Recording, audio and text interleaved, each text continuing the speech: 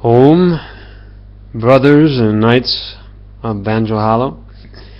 We'll make this vlog our October KBH Podcast. A common theme we have here at the KBH is anti-psychology and psychiatry. Today we're talking about Sickman Freud.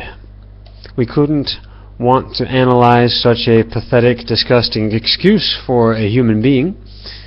However, since he invented psychology and is a household name, he is in need of a thorough debunking. Not too many years ago, a certain author has discovered that Sigmund Freud, the father of psychiatry, killed his older brother John and at least 8 other people, mostly patients. This book is called Passion for Murder, and readers are invited to decide for themselves concerning the conclusions of this book.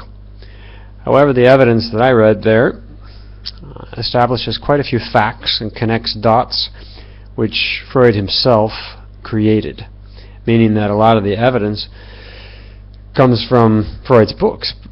Freud wrote about what he did, and he also said, I really, really want to kill my older brother John, and I just really, really want to do it. And then you look at the circumstantial evidence that Freud lied about his brother. His brother was long dead. He was killed, and Freud kept lying to everybody that his brother was alive and he was in London, and Freud's active lying about it and active participation in covering up his brother's death, and then writing that he really, really wants to kill him, doesn't look too good, does it? And that's why we've added him to our page on circumcision karma. There will be a link down on the bottom as yet another circumstump serial killer. So in case some of the readers and viewers have not found this connection yet, there is an intimate connection between typical serial killing, that is the mutilation and sex with women. At the same time, there's an intimate relationship between that and circumcision. And there's that website that we made on that concerning the other 8 deaths that Freud committed, or murders that he committed, were to his patients. And that evidence is very clear, a bit less circumstantial than the evidence for him killing his older brother John. Quite clear that he had intentionally administered X times the dose of a certain drug to X rich female who, he had insurance policies out on these people, and he was collecting money off of these dead patients. So that makes you a serial killer, doesn't it? Almost as disgusting as murder is that he loved having MIPS, that's KBH slang for mucosally induced prostatic spasms. We do not call it sex, because sex seems to indicate procreation. But he was having MIPS with his incestuous family. Yes, he had sex with several members of his family, and he was accused of being queer by his students. So we have letters from a student saying to Freud that I don't want to go to bed with you, so I'm leaving. I don't want to be your student anymore. So that's proof that Freud was a queer. He also was a cocaine and nicotine addict. Some people think nicotine or smoking is not that big of a problem. We'll look at Sigmund Freud. He smoked off his lower jaw. So his jaw was so infected from smoking that his lower jaw was cut out and then replaced. And when the lower jaw was replaced, he then continued smoking, and he died at a pretty young age from that. Now, Freud, like Einstein and many other glorified lecherous Jews, was part of the Rothschild program to destroy religion and the role that religion plays in society, and replace it with materialism. Materialism, as it is also practiced by the incestuous Charles Darwin. Yes, Darwin married his cousin. It is the sad idea that material is the cause and source of all that exists, or we could put this more bluntly, that materialists think that only material exists. And you even talk to them about the fact that there's a mind, and then there's a mind realm, and they say, oh, that's wishy-washy. A lot of your atheists and skeptics will also, be critical of anything discussing matters of the heart, psychology, why things happen on a social level, a relationship level, and they just simply don't want to admit that anything energetic exists. So they first say there's no soul realm. They're all atheists. Freud was an atheist, and then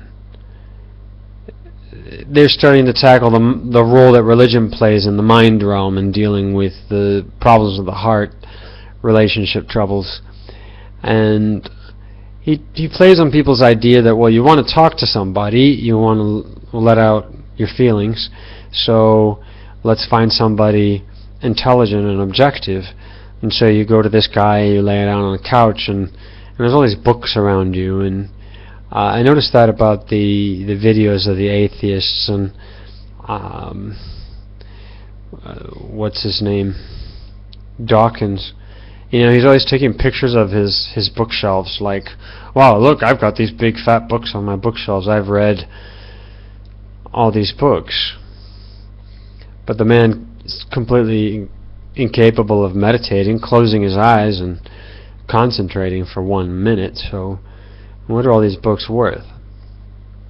And then Freud is an even bigger joke. You're going to go to this serial killer, incest guy, queer, blowing smoke in your face because you think he's intelligent because he's got these books on his shelf. It's just hilarious. All the pictures of Freud too show just, he's just all mean looking, almost like, I'm serious. Oh yeah, you're a serious smoker. If we asked you to do something else, like, meditate for 1 minute, or be a vegetarian, or stop drinking, or have some discipline, that, no, you can't do that, but he can very, very religiously, regularly, stick with that smoke. So that seems to be his object.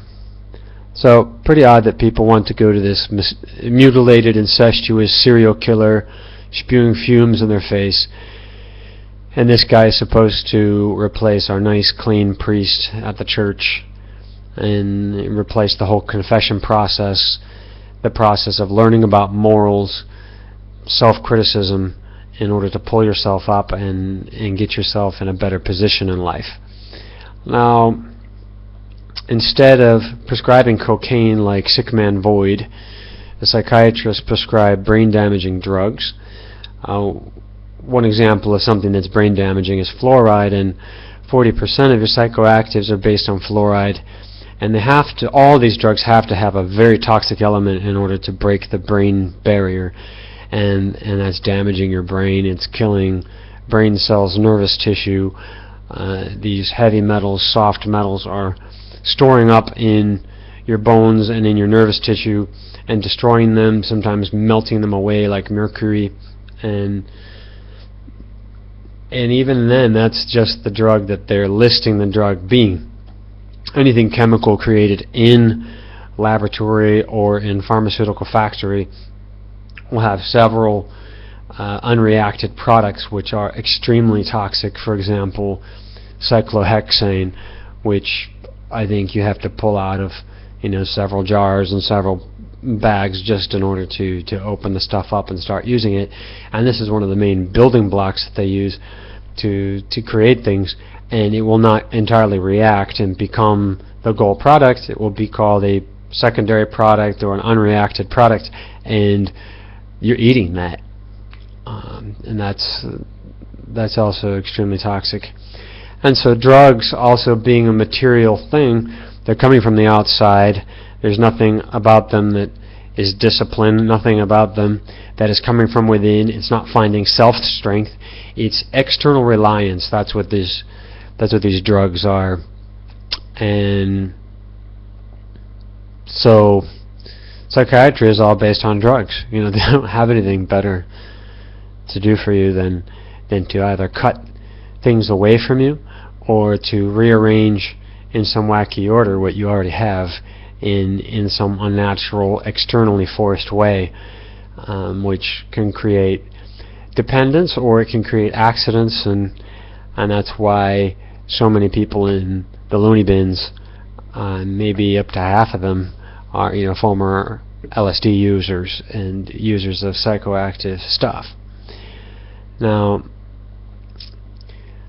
talk about the religious perspective here. The religious psychology and science of psychology does not use drugs, and religion states that drugs are not the source of our happiness. They say that serving God and knowing what God is and living for God is a state of bliss.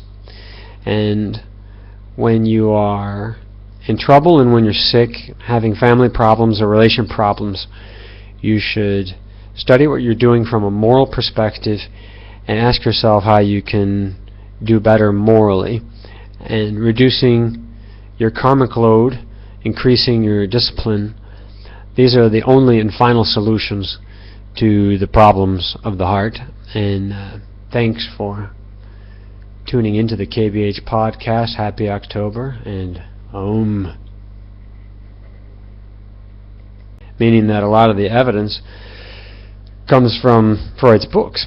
Freud wrote about what he did, and he also said, I really, really want to kill my older brother John, and I just really, really want to do it.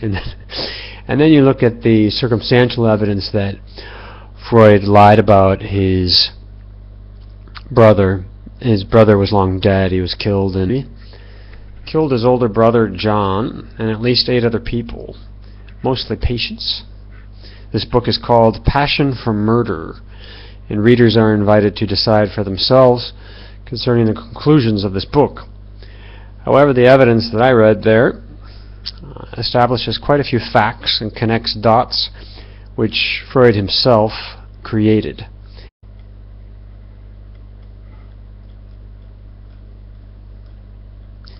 Om, brothers and knights of Banjo Hollow.